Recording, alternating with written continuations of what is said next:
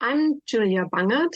I've been working as a freelance artist for about 10 years, specializing in book illumination.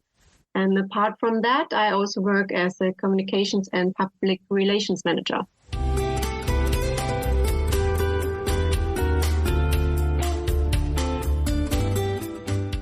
I'm Chris Stafford, and this is Art, the podcast where we get to know women from around the world of visual arts. This is Season 2, Episode 5. My guest this week is Julia Bangert, who is a book illustrator crafting handmade designs into text. Her work with the Gutenberg Society led her to combine her passion for painting with theoretical knowledge, and she worked for the Gutenberg shop in Mainz, which, among other things, reproduces individual pages from the Gutenberg Bible. Julia was born in Ludwigshafen am Rhein, Germany in 1987.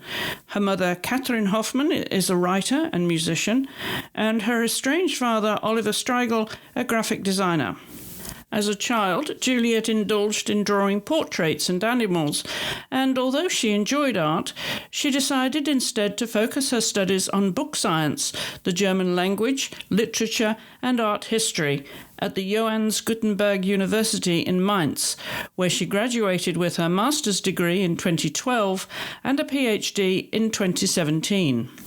During that time, she focused on the work of Johannes Gutenberg, the German inventor and craftsman who invented the printed press.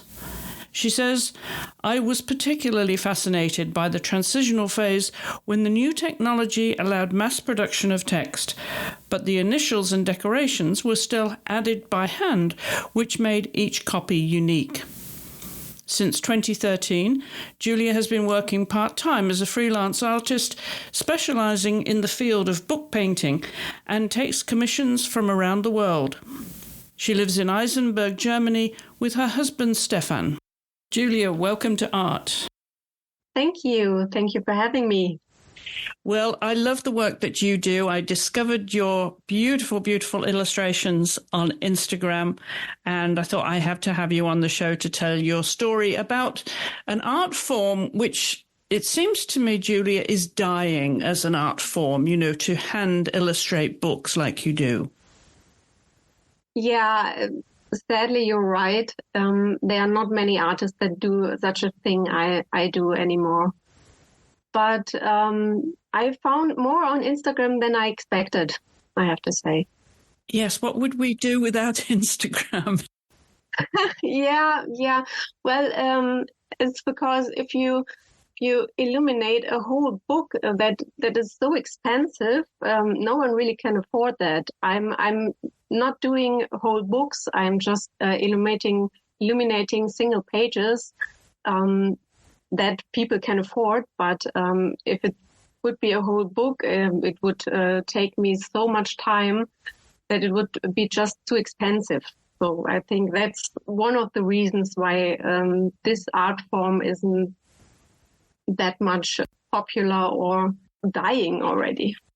You've always been into art, haven't you, since a very early age? So tell me what it was that interested you as a child about art. Well, I always enjoyed painting since I was a child, mostly portraits and animals. And I only came to book painting much later. It was by chance. And before that, I just loved to paint with colors and to paint what I see. I'm more one of a realistic painter. And that was what fascinated me as I was a child. I saw something and I could reproduce it on paper and mix it into something new. Well, you certainly have combined all of those skills, of course. I'm wondering if you had any influences as a child. Tell us a little bit about growing up there in Germany and what your early interests were and influences. Right. Well, my mother has many books and a few about book painting. So I was influenced by pictures of book illumination from the very beginning. I love to flip through such books, and she also had other ones with contemporary artists. And it was mostly about looking at pictures and at paintings from other artists throughout the time. My mother is she also loves art. She's not an artist herself, but she she introduced me into that world. Mostly Renaissance painter, for example. We visited museums and exhibitions, and I didn't have a teacher or something like that. I didn't even only focused on art. I had many interests from the very beginning. I loved to read, and I think it was a combination from many different influences and things. Your father, Oliver, he was a graphic designer, right? So there's some art on his side too. Yeah, that's right. He still is a graphic designer, but our relationship is difficult. Let's just say we don't have any contact anymore. And so, it was difficult from the beginning. I don't feel that I learned much from him about that. I don't remember many times that we talked about art or painting or drawing. I think I could have learned many things from him, and I wish our relationship would have been better than that would have been a great source to learn from, I think. Often as children, we choose a member of the family that we're drawn to, and it's often a grandparent, isn't it, that somehow we feel an affinity with. Did you have a grandparent or a great-grandparent that you were particularly drawn to? I have still two grandmothers. I really love them both. And I was, as a child, I was a lot, I visit them a lot. I pretty much was the first 2 years at one of my grandmothers, the mother of my mother. We are really close. But they are not really influenced me about art. It was more about doing things together, like going into the zoo or having family fests together, and I'm really glad that they are still alive. I can't imagine a world without them both. And of course, in Europe, you have access to so many museums and galleries. Did you visit a lot of museums and galleries when you were a child? Did your mother take you around to educate you in art? Yeah, quite a few. I don't specifically remember many of them. My mother took me on vacation very often to Italy, and there we love to go into the art museums because they have many great paintings from many great painters from the Renaissance, and we love to visit them, and not so much modern art. I didn't visited many exhibitions about that, but historical ones, quite a few. I love that. I love such vacations. Which artists would you be particularly drawn to then, Julia? You know, what were the masters? I'm sure a lot of masters, Dutch, German, Italian, French. I'm wondering which you particularly liked. Absolutely, there are quite a few. At the very top, I think it would be Leonardo da Vinci, because he wasn't just an artist. He was so much more. He had so much talents and so many interests, and I can relate to that very well. And there were others like Botticelli or Albrecht Dürer, and many of them from the 15th century, actually. I really like very much. Also, Hieronymus Bosch, for example. My mother has a book about the work of Hieronymus Bosch. That is really fascinating art, I think. And of course, we have to come to, of course, your biggest inspiration, Johannes Gutenberg from the 15th century. That really seems to have been a moment in your career that really opened up your interest in book illustration. And of course, he invented the printing press, didn't he? Yeah, he did. He invented printing with movable type, and after school I had to decide what to do, and I thought about studying art, but then I decided to study book studies instead. And during my time at university, I came in touch with Johannes Gutenberg and his work and the history around it, and also with the Gutenberg Museum in Mainz. There's a whole museum about Gutenberg and his work, and there I also learned to know the International Gutenberg Society, for which I worked later, and the Gutenberg Foundation.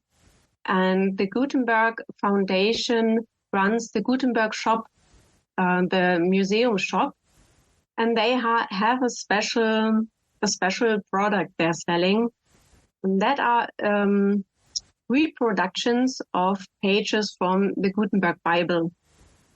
And the Gutenberg Bible, it's not only the first printed book in the Western world, so it's not only considered one of the first, but also one of the most beautiful printed books in the world.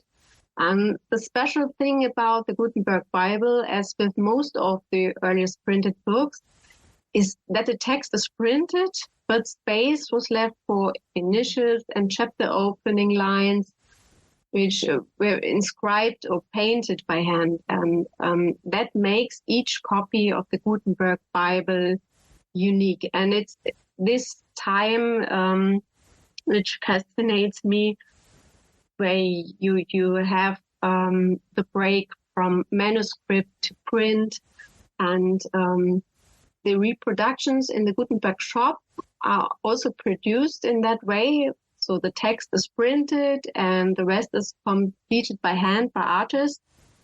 And there are also simplified versions in which the lines of the initials are printed and in reduced form and only colored by hand.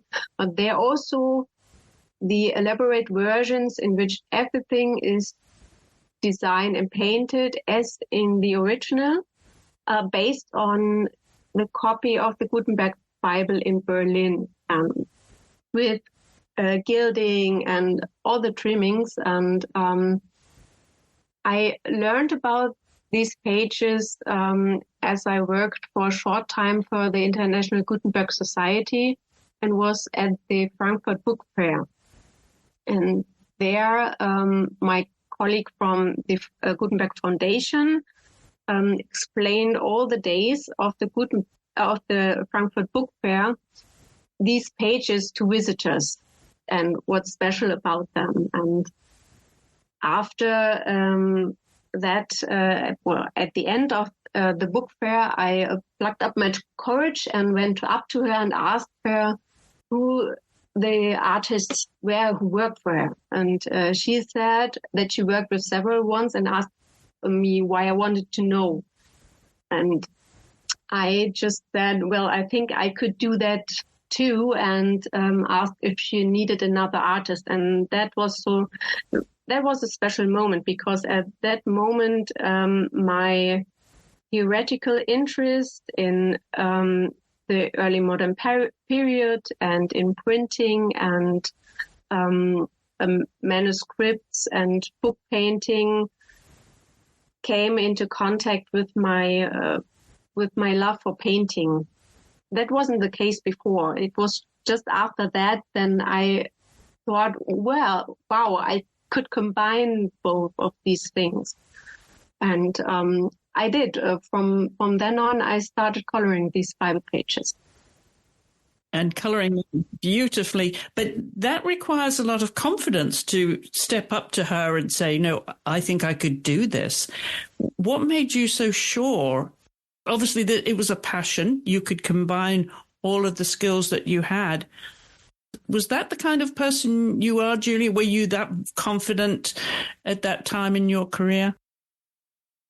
Oh, absolutely not. I wasn't sure at all that I can do that, but I just wanted to give it a try. And I thought if I just say I can, then she gives me the chance. And no, I'm an introvert person. I always was, and I absolutely wasn't self-confident at that time. So I'm, in retrospective, I'm pretty proud of myself that I did that. I don't know what get into me that moment, but I just did it. It certainly worked for you. Yeah, it did. And I had another moment of this later, because I learned from the artist who was painting these pages before me.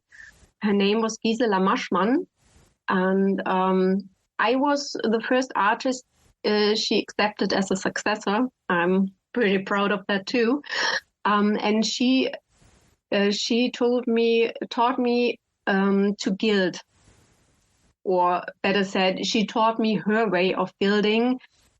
She was not a historian. She was a great artist, but she never did any research, and so she had developed a very own, very creative way of gilding that has actually nothing to do with the medieval way doing that. And after I did these pages for a while with her way of gilding, a museum called me and asked me if I could do medieval kind of gilding, because they wanted to film it for an exhibition. And well, I never have done it, and I didn't know, but I just said, yeah, I can do that. And I thought by myself, what are you doing? Why are you saying this? And I said, yeah, maybe I have a few weeks to learn, so now I have a reason to do so. That was it. I learned it, and as they come to my house to film gilding in the medieval way, it was one of the first times I really did it, and it could have been better, but it worked. It worked. And this is gilding with gold leaf? Yeah, with gold leaf, yes. Well, that is an incredible art that you have. And are you teaching that now or will you at some point, Julia, so that other people can learn this skill? I have given one workshop so far. Last year was my first time. And well, yeah, I pretty much liked it. And I'm thinking about doing another workshop and showing people how to to mix their own gesso. It's the substance you need to apply before the gold leaf, and to gild with that. It's just a question of time. Well, because I have a full-time job and do painting just at the side, and I didn't have much time for anything else, sadly. Talk a little bit more about the work that you do, your day job, when, because you're combining all these different things. Talk a little bit about that now. Well, I changed my job last year, middle of last year. Before that, I worked for about 5 years as managing director of the International Gutenberg Society. It was my first job after my PhD thesis, and it was great. It was a only half-time job, so I had more time to paint, and it had a wide range of tasks. It was a good job for me, I think, because I could many different things, from administration, office work, social media, event organization, bookkeeping. I guided interns. Right at the beginning, I organized an exhibition, and I started various other projects over the course of time. And last year, I changed jobs and took over a position as communications and public relations manager at the Science and Innovation Alliance in Kaiserslautern.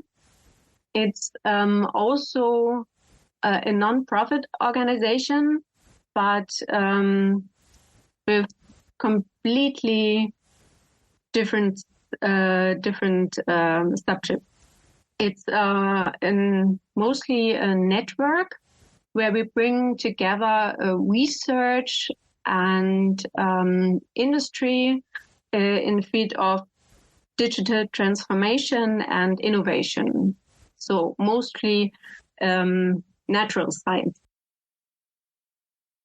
And all the time now you're still working as a freelance artist, doing this book work. Do you see yourself ever doing the illustration work full time?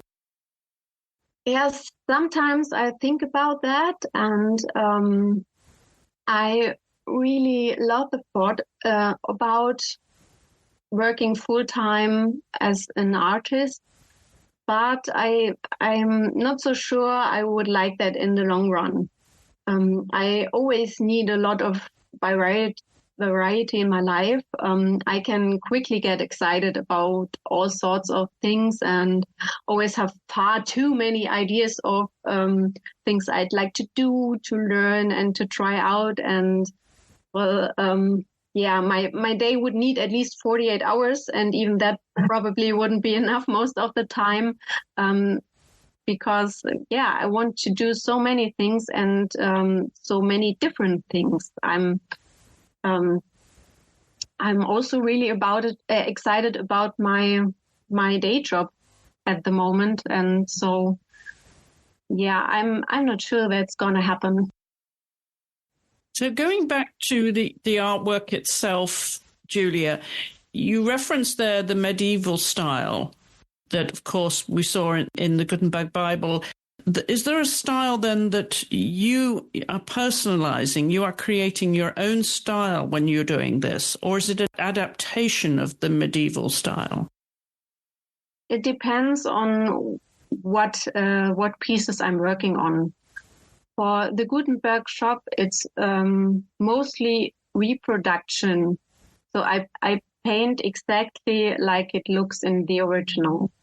But when I do my free work, when I do commission pieces for people on Instagram, for example, there are single letters, mostly with portraits of pets, for example, and then I just use the medieval style as a reference. I try to do or I try to put my own style into it as well. I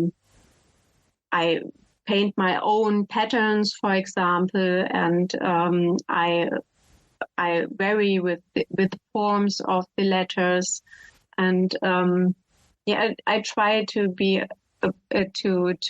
be a bit free with this work.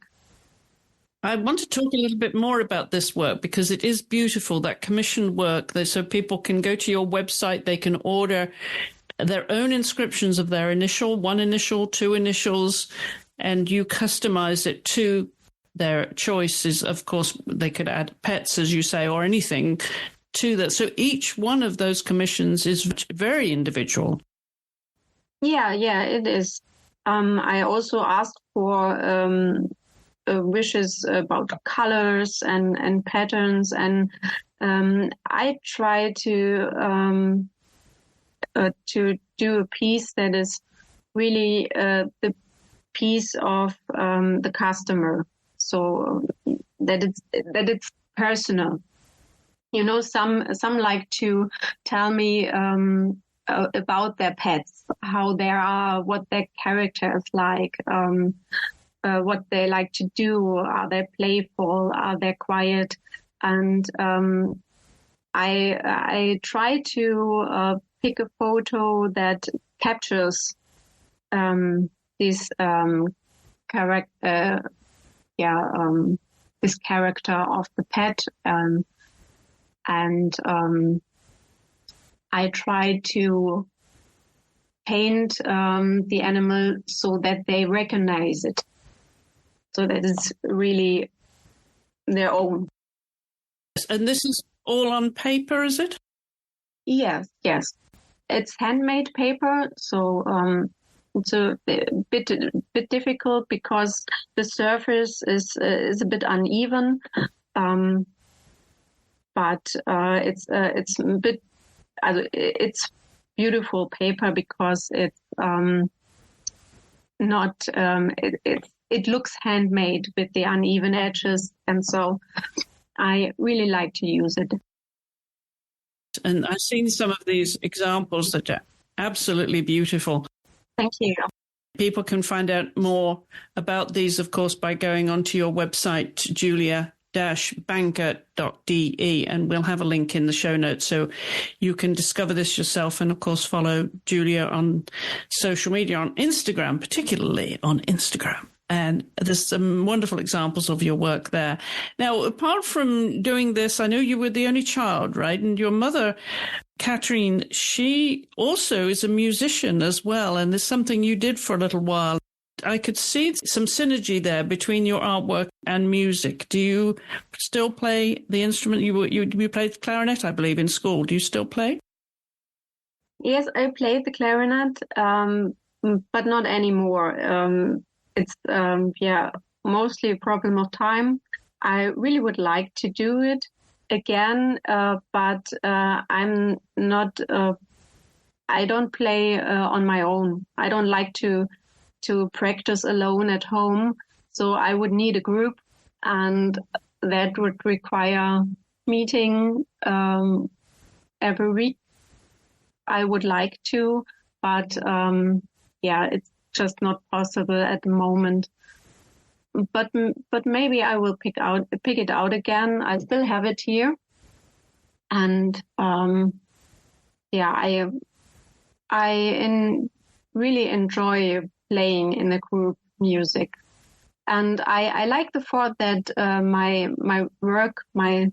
painting work is influenced by it. I was wondering if you play music whilst you're working. I mostly listen to books or to music. Yeah, both of it. And do you get many commissions then for books now as a freelance to illustrate whole books themselves, Julia? Is this something that you see as a specialized work that you would be doing for the foreseeable future? I don't think so, because whole books require a lot of time. I think about how long I need for just one letter, then a whole book would take me months, I think. I didn't have any commission like this so far. I just had one customer who wanted me to color his printed book from the 16th century. That was great. How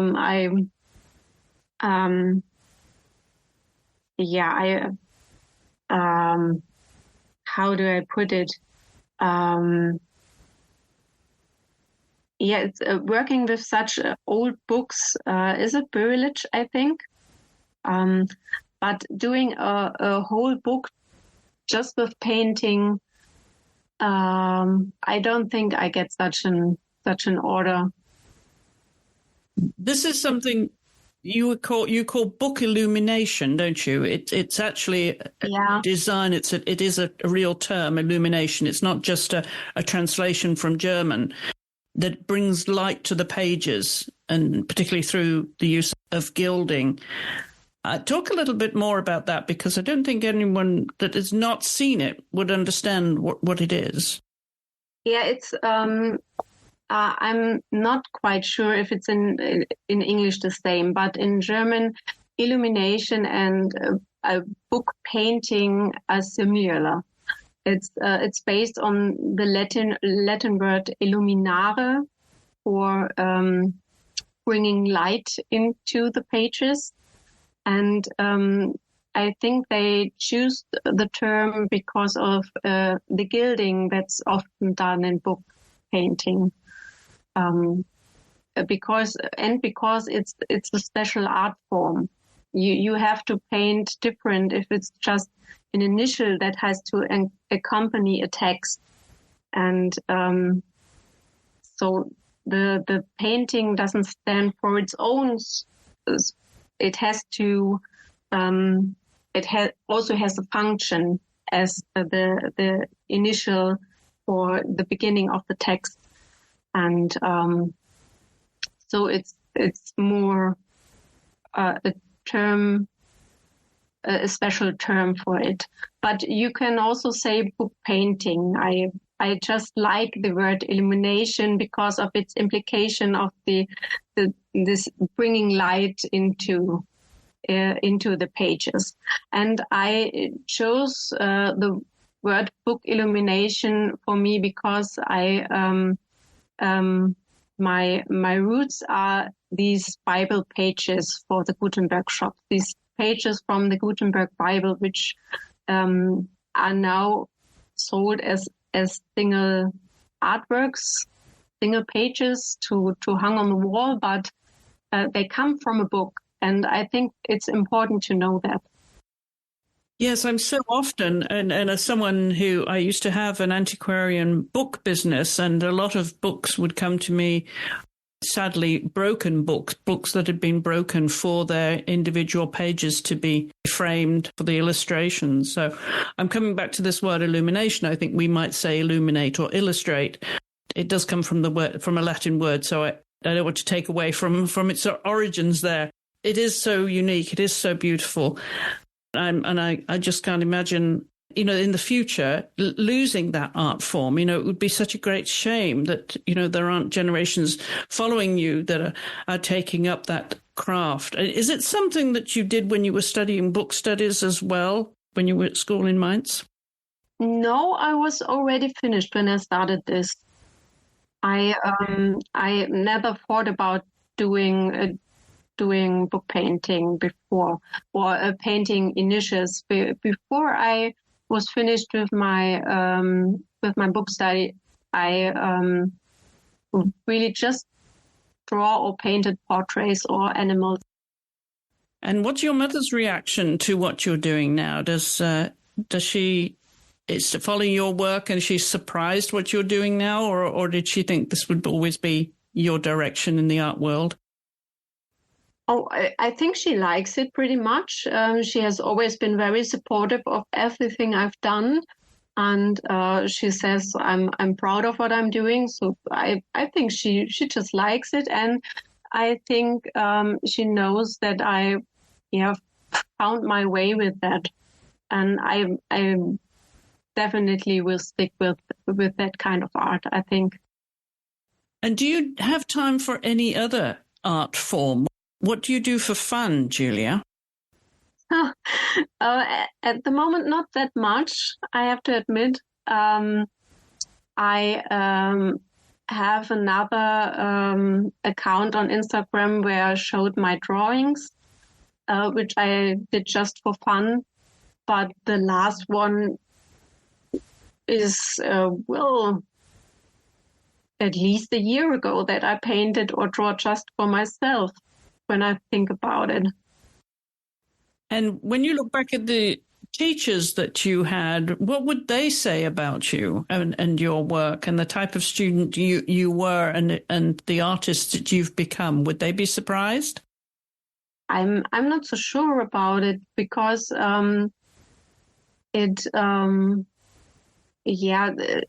the art I'm making today just fits pretty good to my kind of painting and drawing. I always was a very controlled person. Also with painting and drawing, I'm not a free painter or such, and this tiny letters with their many details, they just fit very well with that. So I think, they would look at it as a natural way of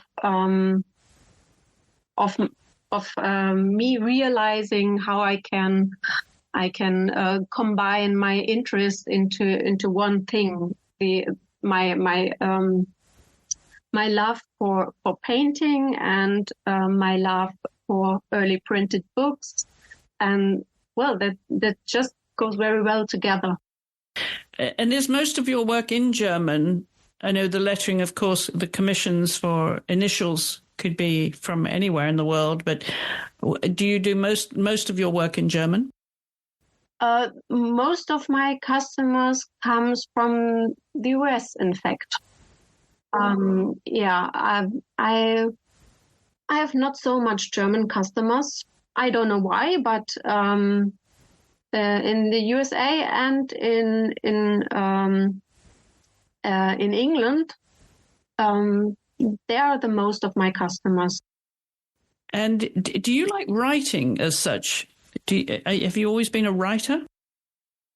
Yeah, I really like to write. My mother, she is a PR editor, and she taught me how to write, how to work with text, to formulate things. And that was a great help for my doctoral thesis. And there I learned that I really, really like to write all kind of text.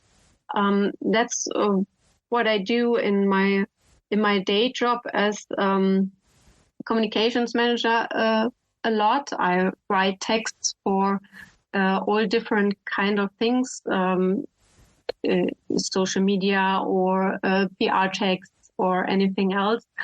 And I actually also like to write calligraphy.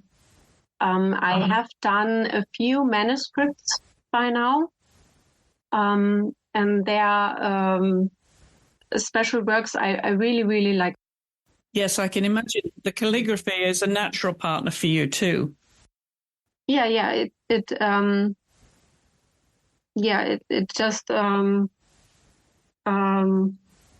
fits very well to book painting if you can also write the text to it and do a full manuscript page. And what do you read mostly? Do you read mostly in German or also in English? Both. I started a few years ago with my husband to watch a TV series in English, if they are originally in English. And since then, I also started to read English books, but also German, both. I don't prefer any of it. What type of subjects do you enjoy? Oh, a lot of subjects. I I read pretty much everything from novels to science fiction or criminal literature. I like them all. It's like I said about the job. I need this variety, these different things and different subjects, and I love to read new things as much as I love to learn new things. I'm curious as to where you get your inspiration, which is why I'm asking these questions. Where the inspiration for your ideas, for commissions that you do, I'm wondering where you might get new inspiration and ideas, where that comes from, or is it any particular artist that you follow? No, I think I can get my inspiration from pretty much everywhere. If I drive to work and I see a bird at the horizon, that can be as good an inspiration as a book where I have to imagine the story in my head and see pictures of what I'm reading of, or browsing through Instagram. It doesn't have to be another artist. I also watch their work too, but not a specific and not a special one. Because you have such a wide palette of colors too in your illustrations there that are just such beautiful colors, and your combination of colors too. Normally, I don't get too technical with these conversations, but I am curious because it is so unusual to talk to an art illustrator in this genre. What a particular paint you might use to work with handmade paper? I mostly use gouache paints. And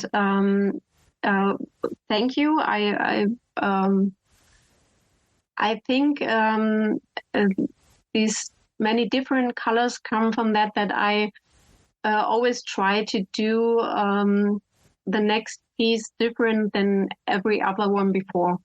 I try always to do a new color combination or a new pattern, and so that it's, every time it's a new piece and I don't reproduce myself. Yes, that's the challenge, isn't it? Yeah, yes. So what are you most looking forward to in 2024, Julia? I'm looking forward to do many new pieces, meet many new people to talk about it, and I look forward to learn many new things, I hope. And will you have more workshops and more teaching this year, do you think? I hope so. I tell everyone who's asking me, I'm planning to do that. I'm trying to find the time for it. I really hope I can get around to doing that in the summer. And if people want to find out more and contact you directly, where do you recommend they go to? Can they email you, Julia? What they like, they can email me or they can write me a message on Instagram, what they prefer. I answer to all of them. Okay, well, we'll have a link in the show notes accompanying this episode. So you can follow Julia on Instagram. You can check out her website with some beautiful examples of her work on both, and reach out for a workshop yourself too. Julia, this is so much fun. I just loved having discovered you and your work. So thank you for taking the time to come on the podcast. Thank you very much. I was very honored about your question. And if you scroll down the show notes, you'll find a link to Julia's website and to her social media. And if you're on Instagram or Facebook, you can follow the Art Podcast. Just look for the Art Podcast on Instagram. That's Art with 2 A's, and Art on Facebook. We'd love to hear from you. Do leave your comments, questions, suggestions for guests. We always love to hear from you. You can also reach us via email at hollowellstudios@gmail.com. And coming up on the podcast, we're going to be hearing from the British film and TV makeup artist, Kerry September, as well as the Dutch macro photographer Marit van Ecklenburg. And I promise you're going to want to hear their stories. So be sure to download, subscribe to the Art Podcast so you don't miss an episode, dropping every Tuesday at 5:30 a.m. Eastern. So I'll be back next week with another guest, and I hope you'll join me then.